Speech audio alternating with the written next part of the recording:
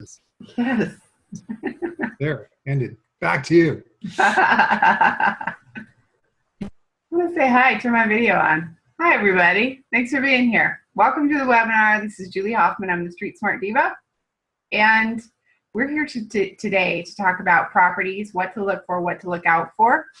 And I'm going to turn my webcam off, but I wanted to say hello. I'll turn it back up. I'll turn it back on closer to the end of the webinar as well. And yeah, we have some really great stuff in store for you. As usual, our wise contributor, Superman teammate, Bill Biko is here. And I'm going to be asking Bill, I'm sure, a lot as far as his feedback on properties, what to look for, what to look out for. So I hope you get a lot out of it. Thanks so much for being here. And yeah, let's get started. Okay, gotta turn my video off now. Okay, so what do you look for? What do you look out for? Well, I've been investing in real estate since 2001, and I've transacted over 300 deals and over $80 million in real estate. And I usually have a slide for this, but I don't have a slide tonight, so don't worry about it. My screen is not frozen for those of you who have been on the previous webinars, and I know we have some repeaters. It's great to see all of you back, Bruce and Cameron and Ray and Neil. Good to have you back. Anyway, yeah, I've been investing in real estate since 2001, done a lot of deals. And during the recession, like a lot of folks, we hit some challenging times and ended up actually losing almost everything. And it sounds awful, but it was actually a gift, because I find my biggest advantage is going through the real estate, well, the recession of 2008, because what it did for me was it helped me figure out ways to not only survive in challenging times, but to thrive in virtually any kind of economic environment, especially when it comes to real estate, because there's just always an opportunity. Now, since 2001, yeah, I've bought a lot of duds. I really have. I have a lot of funny stories in this webinar, and so let's just get right to it. This is stuff for you folks to look for and to look out for when it comes to buying properties. And you know, common sense just isn't necessarily all that common. And you'll hear the stories that I tell, and some of it actually is going to be repeated when it comes to previous webinars that we've had. Friday night, we had a webinar about mobile homes with a special guest named Anita Berger. And when it comes to investing in mobile homes, some of the things you want to look out for, and we went over this on the webinar, was a lot of other content as well. So if you missed it, please go back to the website. I'll be posting the link shortly. But please go back to the website and watch the replay, because there's just a lot of really good content. But some things to think about when you're thinking about investing in mobile homes is park rules. Are rentals allowed? Are investments allowed? Mortgages. Are mortgages allowed? Some mobile home parks, believe it or not, and this was through a recent mobile home adventure that I went on, and again, watch the recording to hear about it. Some mobile home parks don't allow mortgages to be put on properties because mobile home parks don't want to deal with foreclosures. So there's no mortgage, then guess what? There's no foreclosure. And you know, just something to think about when it comes to mobile homes is that you don't own the dirt. You know, the park does. You pay pad rent, and not at most of the time. Some mobile home parks you do, you own it like a condo, like a strata. But most parks you pay pad rent, so you don't own the dirt. You only own the building. So that's something to keep in mind. And can it be moved? I was dealing with a property, and it was a really nice house in a mobile home park, but that was a problem with it. It was a house. It was on piles, which means like stilts, basically wooden stilts, but it was built out of 2x4s, and it had a proper roof truss system, which means just the way that it was built, it's hard, you can't split it in half as easily as you can a mobile home like what you're looking at right now. These are meant to be moved. The house I was dealing with, and again, it's a really kind of funny story, it could not be moved. So it was a challenging situation, and part of the reason why it was so challenging was due to the fact that the mobile home couldn't even be moved. So in some cases, if you own the home and things aren't working out in the park for whatever reason, you can move it onto an acreage. You can move it onto another piece of land. You can move it into another park. So just some things to think about. And again, can it be financed? Some mobile homes can't be financed. When it comes to condominiums, this was I think 2 nights ago. Again, it's on the website if you want to go back and watch the recording where we talk about lots and lots and lots when it comes to condos. You want to make sure if you're looking at a condo as a rental, that rentals are allowed.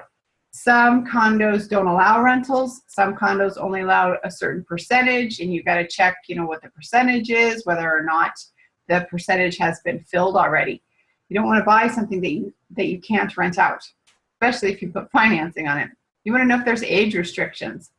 In a 55 plus building, then guess what? You can't be renting to families that have kids. You want to know if also condos have pet restrictions, that kind of thing. You want to know what the condo fees include, because that can increase your expenses or potentially lower your expenses. Again, we went over tons of information when it came to condominiums the other night. And so go back and check out the website and have a look at the recordings. Square footage. The main issue when it comes to square footage, especially with single family homes, is it can be difficult to finance a property that is less than 600 square feet. And a house that's less than 1,000 square feet, it's just a really, really, really small space. So if you're dealing with a single family home, then you've got to think about, your exit strategy, because hopefully eventually you're going to end up selling the house. And if it's too small, like say for a family to live in, then it kind of limits your exit strategy. So be careful when you're looking at square footage. Also, when it comes to going back to condominiums, I was a condo converter for a while. And one building had 25 units, and 5 of those units were bachelor suites or studios, whatever you want to call them. These bachelor suites were 300 square feet. And, it's a long story about my condo adventure. And that story is actually in the condo webinar. And lots of people are watching the recordings, which is pretty cool. But I refinanced. I found myself in a situation where I had to refinance I wanted to refinance all 25 units in this building. And I was successful at refinancing 20 of them, but the 5 bachelor units, I couldn't get a bank to touch them because they were less than 600 square feet. So keep that in mind. If you're looking at a property, it may be a major issue to finance it if it is less than 600 square feet. I've heard that happen multiple times. Bathroom issues. Well, you want to make sure that a property that you're looking at that has at least 2 bedrooms has more than 1 bathroom. And this is primarily because when people have guests over. If there's only 1 bathroom in the house, then it can be just kind of awkward, and you want your tenants to be happy. You want them to really like where they're living. I looked at a property not too long ago, about 6 months ago, and it was a 2-bedroom home, and it was 2 stories. But there was only 1 bathroom, and the bathroom was upstairs. So again, it's just kind of an awkward situation. The developer, whoever built this complex, they should have just gone a little, the extra mile and added a half bath on the main level. It would have made it a way more marketable house. Also, when I was in university, I lived in a house where the only bathroom in the house was between the 2 bedrooms. So that meant anytime somebody had to use the washroom, they had to walk through somebody's bedroom. And again, it was just really awkward. So those are just some things to think about, to look out for when it comes to bathroom issues. Basement suites. Basement suites are awesome because they can potentially add additional revenue. However, you've got to make sure that there is a separate entrance for the basement suite. One time I bought a house and I was so excited about it because it had a basement suite.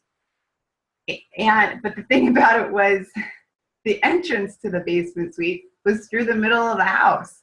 So it was marketable like to maybe a big family so that, you know, the in-laws or whoever was the other family could help with rent, and I could potentially bump my rent up, but that never happened.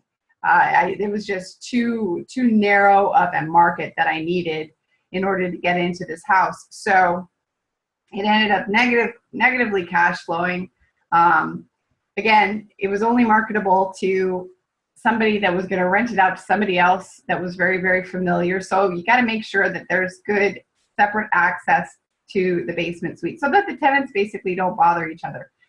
If you can have the meters separately metered so that the upstairs tenant is paying his own electricity and heat and the downstairs tenant is paying his or her own electricity and heat, that is ideal, because what can create friction between tenants is if they're sharing the heat and, you know, let's say your house is in Edmonton, Alberta, like a couple of our multiple units were.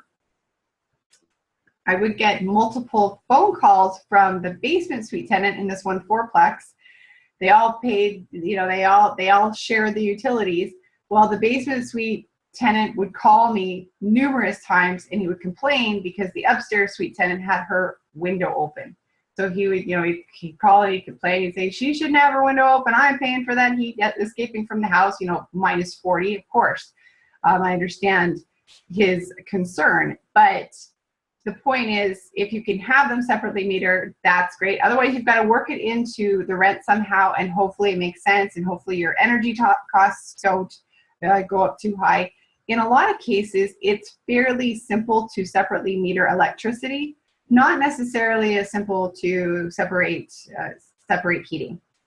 You also want to make sure that any bedroom in the basement suite has a window for egress, meaning the window needs to be big enough for a person that's sleeping in that bedroom to get out of in the case of a fire. So it's a very, very important factor. You want to make sure that like only certain windows should be bedroom windows. Also, the ceiling height in the basement suite should be higher than, it should be at least 8 feet. Some basement suites can be very, very low. And what the problem with this is, again, when it comes to fire, if a firefighter comes into the basement suite, they need enough ceiling height because they've got these big, thick boots and they've got these helmets. And so they're like literally taller. And if they're taller anyway, you can potentially put the life of a firefighter in danger. So you want to make sure that when you're buying a house that it's got adequate height for ceilings and adequate egress for windows. And it's primarily for safety. Do you have anything to add about anything that I've gone over so far, Bill? Sounded good. Okay, sounds good so far, so good. Yeah, like you said, there's some huge challenges with smaller condos. There's very few people that will touch them. And that's even getting into like 800 square foot stuff. So once you start getting smaller, the issue is it's harder to resell them, and the banks feel their money's more at risk, so less people will play in that market. The basement suites, legality, zoning, all that fun stuff, you know, the challenge for a lot of first-time investors is they kind of cut corners. They buy units with illegal suites. They haven't done their homework, and they find out that the suite was shut down previously, and the owner's just selling the property now. So, you know, they're kind of under the radar or on the radar of the inspectors. So legality as far as making sure, you know, if you can possibly get legal suites, it's the best way to go. It'll save you a lot of headaches later. Absolutely. And potentially money and potentially, you know, heartache. God forbid anybody ever got hurt in your property. Yeah. I owned a house. It had and this is how I learned. I owned a house that had really low ceilings. And the fire inspector did come in and he's like, hey, listen, this is not safe. You cannot rent out this basement unless a homeowner can live in here, but you cannot rent it out. And so I ended up selling the property, and the guy that he bought it, and he did live in the basement, and he rented out the upstairs, but there were some serious safety concerns when it came to this property. Age of the property, of course, is huge. The newer the property that you buy, the less maintenance, the less likelihood that things are going to be worn out. So, you know, if you're buying, I heard a guy the other day marketing a house built in the 1950s. He's very clever in his marketing, called it mid-century, which is very clever, but at the same time, you know, a house is built in the 50s. If it hasn't been upgraded, if the plumbing hasn't been upgraded, if the electricity hasn't been upgraded, then especially electricity can cause some major safety issues. And the plumbing, it can be very, very worn out. So those are things that you've got to consider. And of course, just wear and tear over time. So if you buy an older home, maybe you're getting a great deal on it. You want to set aside a good war chest, a good contingency fund for repairs and wear and tear over time. You want to be careful of basements. Basements are something that my husband and I learned so quickly about. Really to look carefully at the basements in houses, because we just bought a couple of houses that ended up flooding because they didn't have good weeping tile. So most basements are concrete basements, but especially older homes, there are these cinder block basements that you're looking at. And cinder block, of course, it's going to be less stable than that one solid sheet of concrete. And I bought this no money, you know, quote unquote, that's why the quotes are there, this quote unquote no money down house. And it had this massive bulging basement. It wasn't the picture that you're looking at, because I just never took a picture of it. It actually had probably half of the picture was covered in this foam, and the foam is supposed to keep the moisture out, but it was bulging and it was ugly. It like made the house tilt. So, you know, I was like, okay, well, I'm just renting out the main floor. It's still a no money down house. Yeah, I've carried a bacon for 3 months, but yeah, still no money down house. Yeah, right. I'll paint it, and that will get a renter in. So I painted it, took some nice pictures, actually managed to get somebody to show up and look at it to rent it out. And I brought rental applications in case somebody wanted a rental application, and dropped the pen on the floor, and it rolled right across the floor because the house was that slanted. So just be really careful when it comes to basements. Have a good look at the basements. This probably actually isn't going to surprise you because of the stories that I've already told you, but I bought a house with a light pole in the driveway, just like this house. This house was actually the house that I just told you about, with the basement suite, with the entrance going, you know, the entrance was in the middle of the house. It's like the goofiest house ever. And yeah, it had this light pole, and I remember driving up and kind of thinking, well, that's interesting, but you know, it was another quote unquote no money down property, and these people were absolutely desperate to get out of it. And the light pole, it just was absolutely the most ridiculous house probably that I ever bought. Yeah, and it took forever to sell, and it was by no means no money down. It ended up costing us $15,000 or $16,000 in carrying costs, plus the cost of asking a realtor to sell it for us. Now, power lines.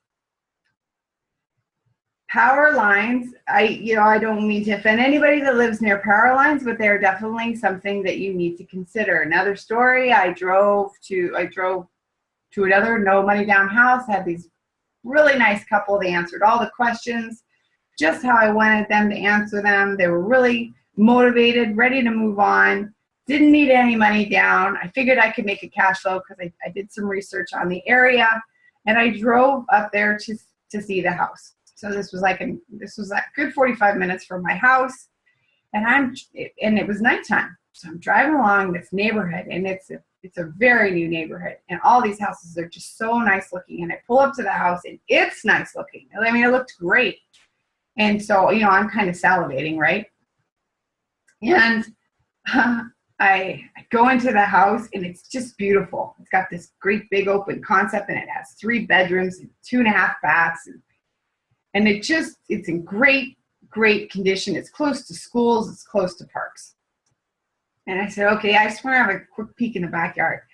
And this young couple, they kind of looked at each other, and they kind of nudged each other. And I'm like, I'm kind of thinking to myself, what's the deal? We got a big dog that's going to eat me in the backyard or something.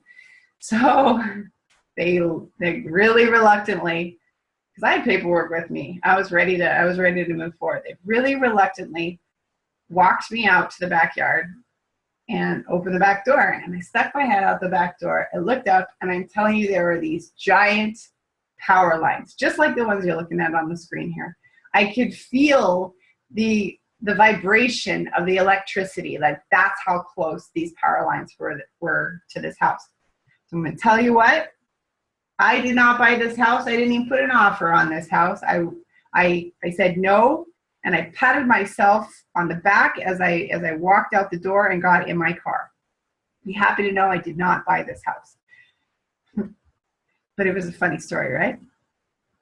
Garages are great to have, especially when you're dealing in properties that are in colder climates, because you don't want something like this happening to your tenants if they have to park outside all the time and there's lots and lots of snow. Eventually they're going to get tired of that, and eventually they're going to move, and they're going to want something where they can cover their car. And some, a lot of tenants I find, especially in Alberta, I seem to get a lot of tenants, or talk to a lot of tenants who are tradesmen. They like to have a shop, or they like to have some place, safe to store their tools and that kind of thing. So garages, I really like to have a garage whenever I'm buying a house.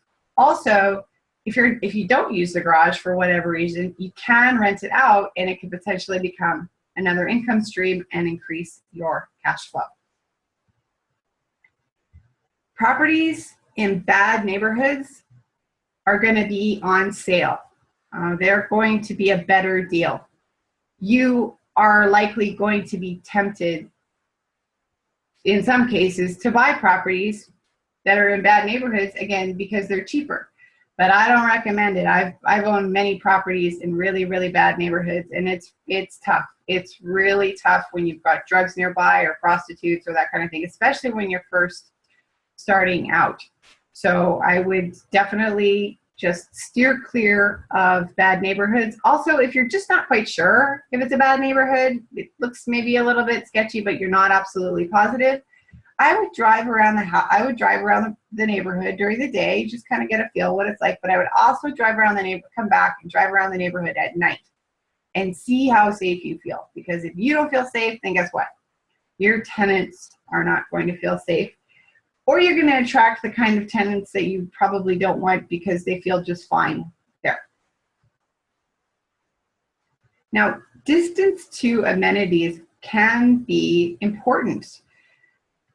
And I'm talking about grocery stores, gas stations, the ability to, for somebody to go to the movies. So there's this neighborhood in Kelowna, and it's just kind of a ways out from, there are a couple of neighborhoods in Kelowna that are just kind of a ways away from amenities like grocery stores and, again, gas stations and kind of activity. So if you find a property that's a good distance from even being able to get, a carton of milk, then again, that's going to happen to your tenant. And you just want to buy properties that are close to everything for people, because people appreciate convenience. And you're going to find deals for houses that are far away, that are maybe in small towns, way out of the way. And what I want to caution you with that, especially when you're starting out in real estate, is if you're a landlord, then you're probably going to be making frequent trips to the house. And if you're really new at landlording, you want to keep an extra eye on the properties that you're dealing with. And that is unless you have, a trusted person on the ground, a trusted, of course, property manager in place.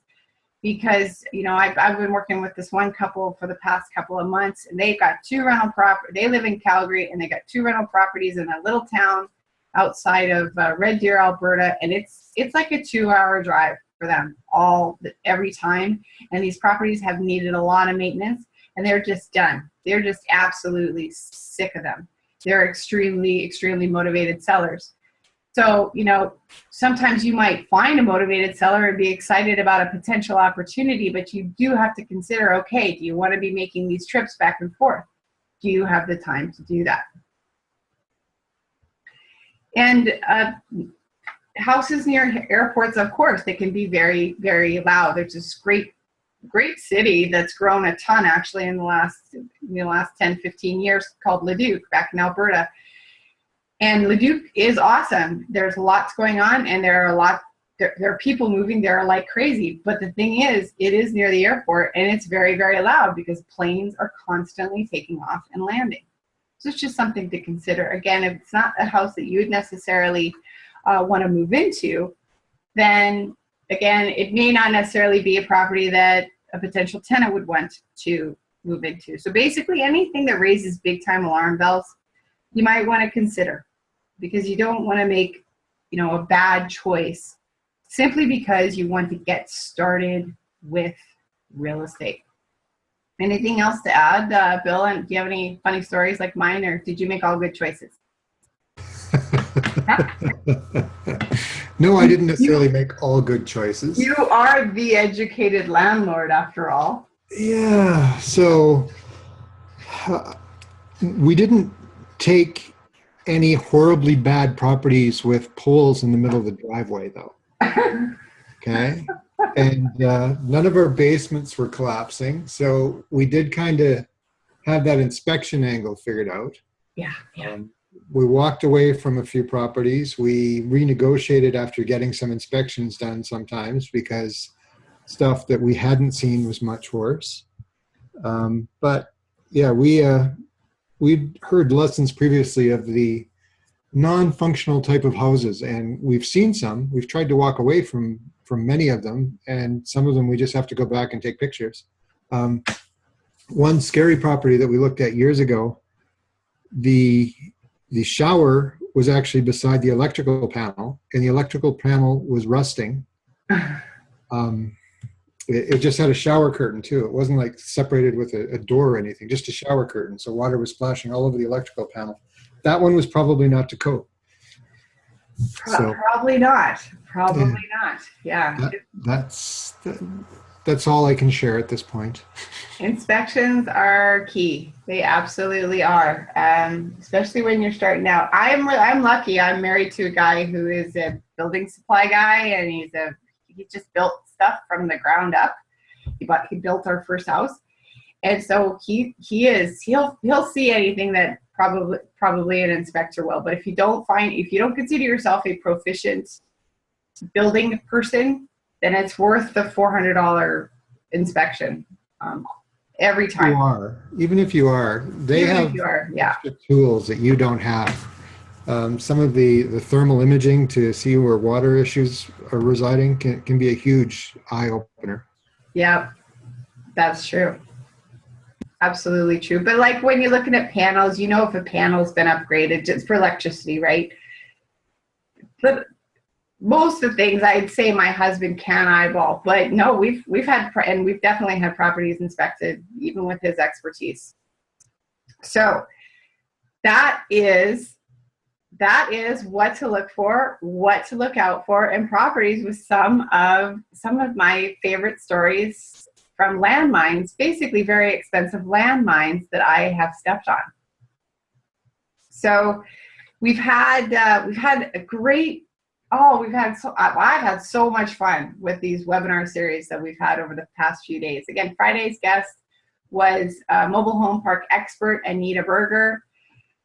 And we had, the fabulous Bill Biko on Saturday, who talked to us about how to have an advantage when you are renting in a challenging market. So there are some amazing tips and tricks from Bill Biko on that webinar. So please go check it out.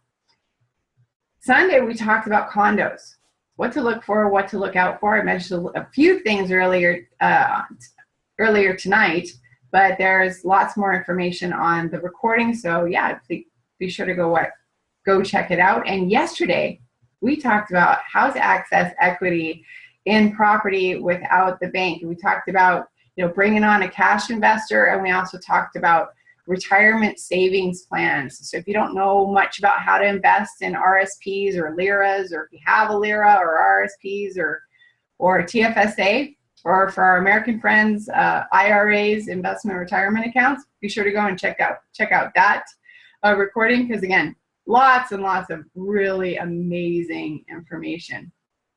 I'm gonna just unmute. My husband's here. I haven't told him this yet, but Jeff, do you have anything to add on what to look for, what to look out for? Did you hear any of my talk? Are you there? Who? Jeff? No, I don't think he's there. He must have, I think he muted himself. He's still on vacation. My husband. Hello. Oh, here we go. I just tried again. It did, then it didn't, then it did. Am I on now? Yeah, and I sprung this on you, but do you have anything to add, just with your hardware background and your building supply background on, just structurally what to look for, what to look out for when it comes to properties? Well, what I was thinking during all that, not that it would just be to add to that, is, and even Julie thinks what I do is amazing, which I get, and I understand it really deeply because I do. But it is really, you gotta be concerned about. You gotta kind of look out for the big stuff. I never worry about, and inspectors are brilliant. They are, but they're 80-90% of the report is telling you about faucets and a crack, a linoleum thing there and a countertop thing there and a backsplash thing there. And no offense to any of that, but that anyone can fix, that anyone can overcome. That stuff doesn't affect the investment of the property on a whole. But if the friggin' foundation is going to fall in, or water issues like Bill said, or I care a lot about, so I care about major components. I care about roof, I care about windows, I care about structure, meaning serious water problems and rotting issues, things like that are expensive. I care about concrete related things and sidewalks sloping the wrong way. I care about all the big ticket items. That's really all I do as a primary, and then as a secondary, I'll jump into that other stuff, the feel good, look good stuff. But I really focus on the main components first, then the secondary, then almost like the third level after that. So, and I plan to really have, I've got a lot of it together already, which I presented in past teachings for Julie, but I'm really going to be tightening that up and offering a lot of that wisdom for you guys, with some wisdom from some of the people I know in the industry that know concrete brilliantly, or know roofs brilliantly, or all those major components. So we're going to be accessing their knowledge as well. So that's all I can add. That's great. I appreciate it. Yeah, so many things to think about when it comes to investing in real estate, especially when it comes to, just the buildings themselves. All right, so let's get right into my 5-day one-on-one coaching flash sale, which I'm going to talk to you a little bit about. I've decided to extend it a little bit. And for a lot of you, this is a bit of repeat information, but I do have a surprise coming up. I do, so hold tight. Very exciting. Going to be helping you with analyzing deals that are in front of you. Also going to be helping you look out for potential landmines to make sure that you don't do things like buy houses with light poles in the driveway. Helping you find joint venture partners, helping you with your sales process, your networking skills, because really what it is just a system that I follow, and systems enable ordinary people to achieve extraordinary results. Can help you with accountability and really keeping on top with making sure that you're taking, the proper action steps so that you can achieve your real estate goals. Going to totally help you with property management. You're going to have full access to the Street Smart Educated Landlord series. We're just about to start our second series. Actually, it starts tomorrow night, but we have a whole recorded series from the last season, and it is just so full of amazing property management information that can really help make you money and save you tons and tons of money. I help you with making sure paperwork is complete. Paperwork can literally make or break a deal if you don't handle it right. It can really shoot you in the foot. So you want to make sure all your bases are covered, all the T's are crossed, and all the I's are dotted properly. Now, regular one-on-one coaching, the results that my clients expect, and that's after I'm paid, is they expect $25,000 per deal. So that could be in a day, that could be in a month, sorry, probably not a month, 6 months, 2 years, 3 years. And normally my fee is $2,500 up front and $5,000 once the deal is complete. And I usually require a 2-deal commitment. So once, my client has a property in their possession, I charge another $5,000. So return on investment for this normal one-on-one coaching, $7,500. $25,000 return on a $7,500 investment is 333% return on investment, which is outstanding. It's completely outstanding.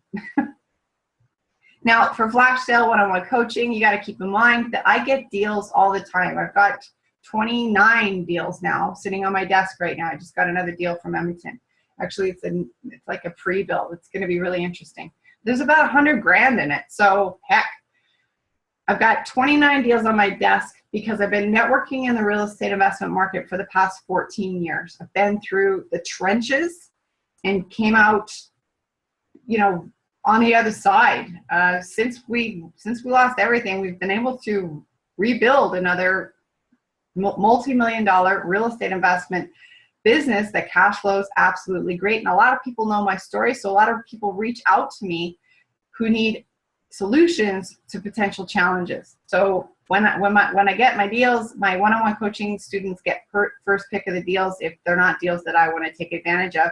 However, some of my one-on-one coaching students and I become joint venture partners. We do. Because heck, why not? Sometimes it makes sense for that to happen. We're going to be having weekly group masterminding. In addition to the access that you get for one-on-one coaching, it could be once a week, 3 times a week. It could be every day, depending on where you are at a deal. When somebody is putting an offer on a property, I'm talking to them every single day to make sure that you keep your foot on the gas, because virtually every deal has a level of momentum. You don't want to take your foot on the gas. So it's very, very hands-on. You get access to past courses, value of $900, actually worth more than that, but I'm just going to value it at about $900. I'm in the process of putting the finishing touches on the Street Smart Seller that's going to be launching in November. That's worth $750. I'm creating Street Smart Sales. I only skim the surface on the sales training that is needed in order to really thrive in this business. And you're going to have full access to that online real estate investment training. Again, it's just a system.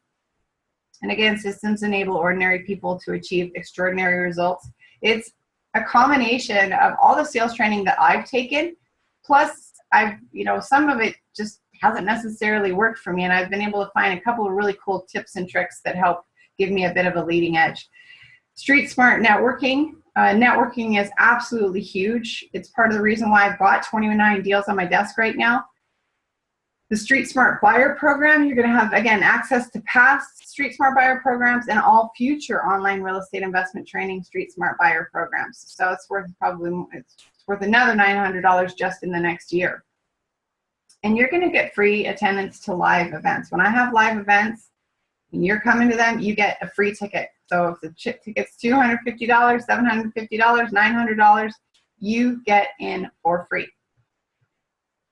You're also going to have access to my teammate, Mr. Bill Vico, the educated landlord. Bill, just hop on real quick, and would you mind sharing with us your level of expertise when it comes to real estate investment and what you bring to the table, please? I forgot what I do. Well, hurry up and remember. Just to recap, many of you have heard this story before. I've been an investor since early 2000s, bought a lot of property. We used to flip a lot of properties. We used to do rent-to-owns. We did a little bit of everything, and a huge amount of renovations. Got into the buy and hold area and quite liked it. Got into rooming houses. So I've had around 1,500 tenants in the last decade through all my rooming houses and other properties, and just have gained a ton of experience, both good experiences and bad experiences, and tried to learn lessons from the bad experiences and learn better processes from the good stuff that worked. And I've been sharing it for years, and I get to share more of it coming up in the very near future. So, like literally tomorrow night. There we So go. awesome. Yeah. 1,500 tenants. Like, that's a lot. It's over 5 times what I've landlorded, that's for sure. And you've met each person individually, right? Pretty much. Yeah. Yeah. Oh, yeah. So that's just an incredible amount of experience. Thanks a lot, Bill. It gets scarier when you think about how many times that I've collected rent, and it's thousands and thousands and thousands of times of collecting rent. So Yeah. lots of fun stuff. Millions of dollars. Now, Bill's worked with lots of clients. I've worked with lots of clients, and it's been wonderful. But no matter how many people I talk to about real estate and the benefits of investing in real estate, people are just scared. Well, fortunately, I've got somebody on my team to help everybody with the fear factor. And he is my husband, Jeff. Jeff has been on some of our webinars as the renovation specialist. He touched on that earlier today. Again, he has an extensive background on buildings and building supplies as well as renovations. And that's because he owned a home hardware building supply center for 30 years. And he's third generation of this type of business. His grandfather literally came here from Poland in 1910, started selling housewares out of the back of a horse-drawn wagon, turned it into a hardware store, and it just grew and grew from there. And although he was third generation, it just wasn't necessarily his passion. His passion has always been helping people with topics like fear and anxiety and even physical ailments. He's worked with people all over the world through basically what I call energy work. I call Jeff the energy guy. I don't know if that's going to stick, but hopefully it does. And everything is energy. Money is energy. Buildings are energy. How we feel, emotion is literally translated to energy and motion. And the most frustrating thing that I find is when people, they know the tools, they have access to all of this information, they know what to do, they find a deal, and they don't move forward. And usually 9 times out of 10, it's just because they're in fear. They're uncertain. So my husband is here tonight to talk just about 5 minutes about the work that he does. So go ahead, Jeff. Hello, everybody. You can hear me, Julie? Yeah, you sound great. Hi. This came into my head earlier, so I got to do it, but the Robin Williams, and it was like, good morning, Vietnam. But I'm not Vietnam. But Webland. Good morning, Webland. So Julie hit the nail on the head when she talked about a lot of things line up and a lot of things make sense, and maybe we still don't take action because of fear. And I thought of this today. Let me tell you quickly about my journey today. But I'm on a little bit of a holiday, a visit, because of my brother's 50th birthday in Alberta, and Julie's still in BC, taking care of things there. But I'm here with all our kids, and I visited my business that I owned for over 20 years, but I was there for 30. But I owned it for over 20 years. And I was there today, so it was this surreal kind of thing that but I was ready to. I've been in this area before, never wanted to, but today I wanted to. So I stopped there, and it was really interesting how it's like a different Jeff that showed up and visited this store that some other Jeff used to own. And, but I still know my stuff, right? And so when we talk about renovations, or we talk about buying a property and looking at it and being scared of all of the ins and outs of, are the windows okay, or the foundation, and I have enough experience and hours put in and good moments and bad moments added up to where I confidently don't worry about that aspect of a purchase. So that for me, fear doesn't come up in that way.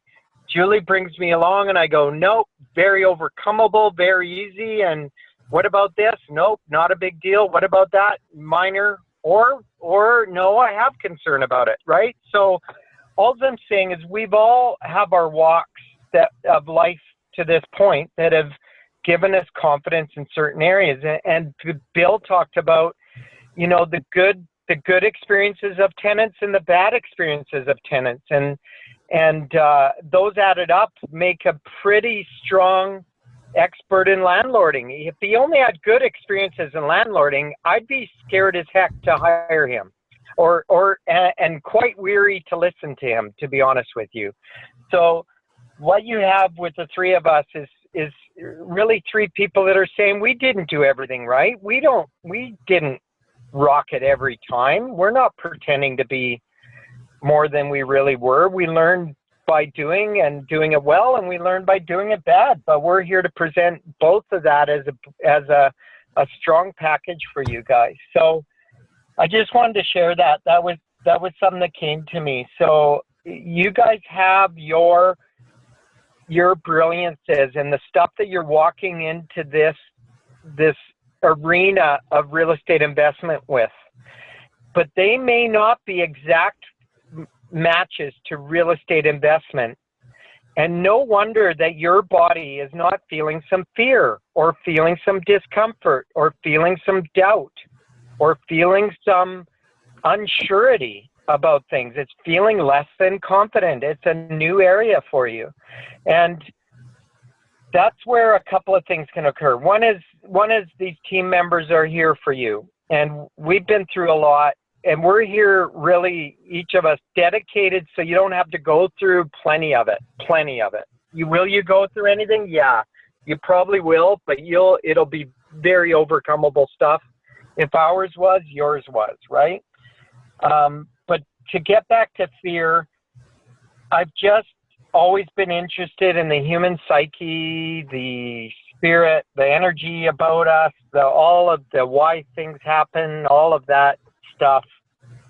And what I've come to learn is that fear is there as a protection. I think we've all heard that. It's false evidence appearing real, but it feels really real. And when it's feeling really real, it's not to say, why am I feeling this? This shouldn't be happening. It's almost to soothe our inner being and say, I don't doubt that you feel this way. We've never been about to embark in a real estate investment. We've never about to embark on buying a rental property. We never have ever done this. And almost to talk to yourself that of course we feel this way. Not why in the hell am I feeling this way, but of course we feel this way. So that's what I want to leave you with. It's just that difference in how we treat ourselves, because most of the real crappy stuff we feel is because we're not being that kind to ourselves. So be kind to yourself. Know that this is all new. Of course your being is going to be responding to it in a certain way, and know that we're here to help you learn. And by learning, just like in all my years of owning a home hardware and all that building supply and contractors and renos, and like it's second nature. It's not something that brings up fear for me, but definitely other parts of this whole game do. And some of those things Julie doesn't worry about. So I lean on her a bit to take care of, the stuff that she doesn't worry about. We have our strengths, right? So we're on your team. That's what I'm saying. We're on your team, and I'm here to help you. If any of you are dealing with any anxieties or fears, or you just want to kind of be in a state of being able to make a decision, I can help you with that now, or once you become a one-on-one coaching client. I can help you before it. I can help you after it. And I'm happy to do it. So thank you. Thanks a lot, Jeff. That's great. Well done. And I put Bill's information, how to email him in the chat, as well as his website, and I also put Jeff's information. If you want to reach out to him and pick his brain, either of their brains, please just do that. This is going to be going on for another couple of days. And I want to let you know that flash sale pricing for you is $1,250. That's a 50% savings rather than $2,500 up front. You have a payment plan as well of 2 equal monthly installments of 650 Canadian, but I have a surprise for you right away here. So hang in there, guys. At the balance of the coaching fee, that's when you acquire a property. It's $3,750. So there's a 25% savings there. And I'll show you, if you're working with joint ventures, how to get the money from your joint venture partners. And again, if that's the route that you decide to take. So that's a savings of about $2,500. Again, results expected, $2,500 or $25,000 for $1,250 up front and $3,750 once the deal is complete. And I only require a 1 deal commitment. Usually I require a 2 deal commitment. So that's $5,000 investment. Your return on that investment is $25,000 or a 500% return on investment. Doesn't close Tuesday night, closes Thursday night, but it is only for a limited time. So you get 14 years of networking, plus all of Bill's experience, plus all of Jeff's experience.